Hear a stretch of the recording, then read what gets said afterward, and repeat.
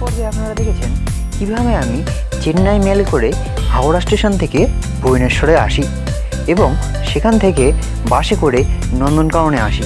এবার নন্দনকাননের জুয়ের ভিতরের যে দৃশ্য, সেই দৃশ্য আপনারা পেয়ে যাবেন আগের ভিডিওটিতে।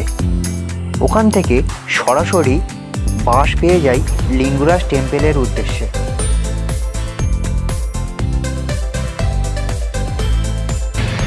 তো বন্ধুরা, নন্দনকাননের ভিডিও তো আপনারা দেখলেন, এবার আপনাদেরকে দেখাবো লিঙ্গরাজ টেম্পল। ওখান থেকে মানে নন্দনকানন জুয়ের সামনে থেকে আমরা সরকারি বাস পেয়ে গেছিলাম। সেই সরকারি বাস ছেড়েই আমরা চলে এসেছি লিঙ্গরাজ টেম্পলের কাছে।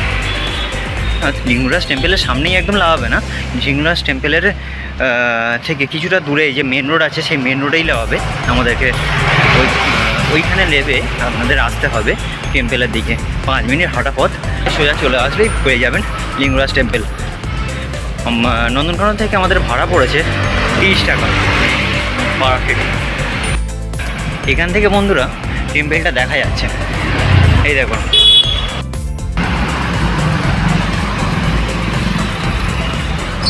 এই হচ্ছে টেম্পল, লিঙ্গরাজ টেম্পল।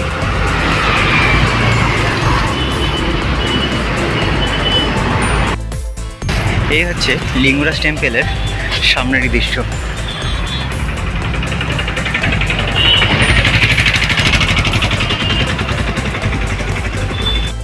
এভাবে ঘুরলে আপনাদেরকে কি উপকার হবে সেটা আমি বলে দিই। এভাবে ঘুরলে আপনারা কোনো জায়গায় ঘুরতে যাওয়ার, দর্শনীয় যেসব স্থানগুলো আছে সেসব জায়গায় যাওয়ার একটি আলাদা মজা পাবেন। কারণ অনেকটা সময় ধরে আপনারা সেই জায়গাটি উপভোগ করতে পারবেন, সব কিছু দেখতে পারবেন আস্তে আস্তে ধীরে সুস্থে। কেউ তাড়া দেওয়ার নেই আর কারোর কিছু বলারও নেই।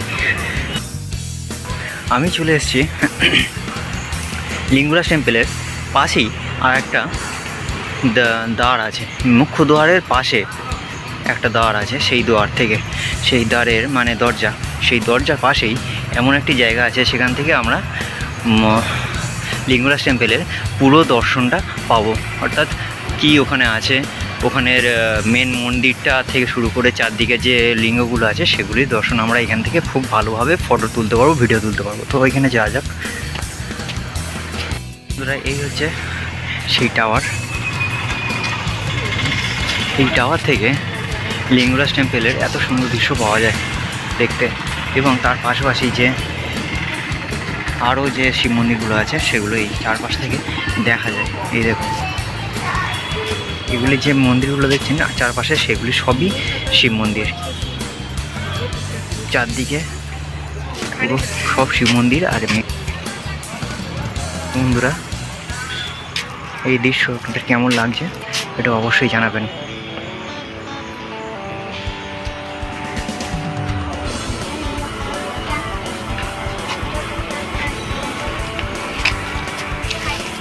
এরপরেই বন্ধুরা আমরা যাব লিঙ্গরাজ দর্শনের জন্য মন্দিরের ভেতরে। বন্ধুরা, এইখানে আমি এসেছি আগের বছরই, কিন্তু এই জায়গাটিতে আর আসা হয়নি।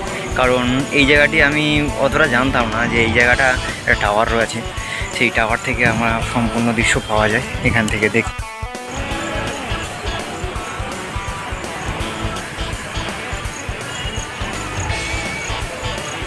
লিঙ্গরাজ মন্দিরের অপূর্ব দৃশ্য।